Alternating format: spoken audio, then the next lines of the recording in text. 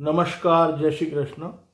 આજે 27/1/2025ના રોજ અમારા લગ્નને 45 વર્ષ થયા અને આજે એનિવર્સરી ઉજવી તારો થયો ગુજરાતી પિક્ચર જોઈને.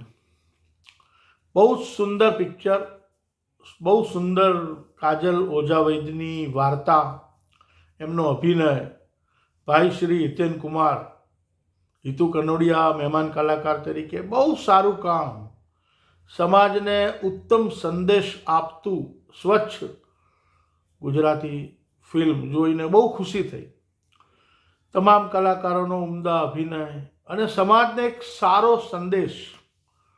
પતિ પત્ની વચ્ચે એકબીજાની સાથે રહેવાના જે કોલ, અમે તો 45 વર્ષથી સાથે છીએ, જ્યાં સુધી જીવન આપશે ત્યાં સુધી એકબીજાના વફાદાર રહેવું જ પડે, છૂટકો જ નથી. આના સિવાય દુનિયામાં આપણું કોણ, એ આ તારો થયો પિક્ચરે બતાવ્યું છે.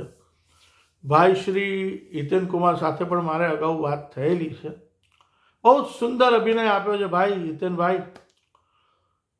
વર્ષો પહેલાં શ્રીદેવી અને કમલા હસનનું સદમા પિક્ચર જે મગજ ઉપર એક છાપ છોડી ગયું હતું, એવું જ હિતેનભાઈ તમારું કામ છે. સેલ્યુટ છે તમને. કાજલ ઓઝાબેનની પણ વાર્તા એટલે ટોપ. સમાજને એક રાખવાનું, લગ્ન જીવન શું છે, બહુ જ મજબૂત રીતે આજના જમાનામાં કળિયુગમાં જે બતાવ્યું છે. ચૌહાણ બ્રદર્સે જે આ મહેનત કરી છે ફિલ્મ બનાવવામાં, લોકોને અપીલ કરું છું કે આ ફિલ્મ જુઓ અને ગુજરાત સરકારને પણ વિનંતી કે કરમુક્ત પિક્ચર કરો. સમાજમાં બહુ સારો સંદેશ મળશે. વધુ નથી કહેતો. જય શ્રી કૃષ્ણ.